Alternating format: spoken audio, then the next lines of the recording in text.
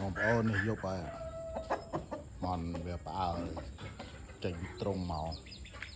អំបោះធ្លាក់មកផ្អើលមករិស័យអស់លីងផ្អើលអីឆ្មាស្អីឆ្មាវាជន់អំបោះទៅអំបោះធ្លាក់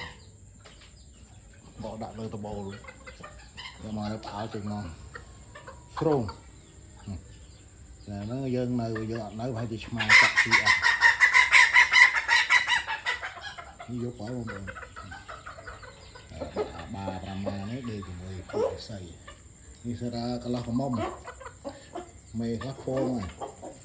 ធ្វើស្មូលសាក់ចេះញោហើយបងប្អូននេះដល់ខោតកើ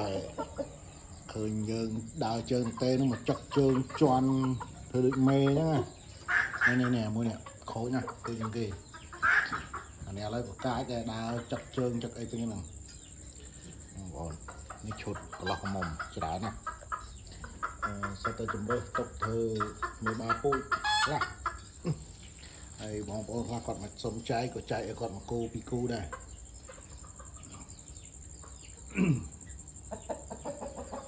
យកទៅស្មានដែរ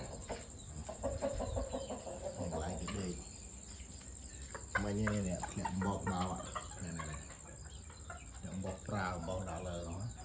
ហើយជាឆ្មាជន់ទៅធ្លាក់មកហើយនេះកន្លែងទីដេកតោះចូលវិញ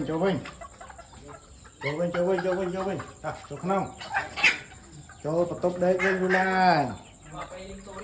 តោះណែបងប្អូនមានតែប៉ុណ្្នឹងទេអរគុណច្រើន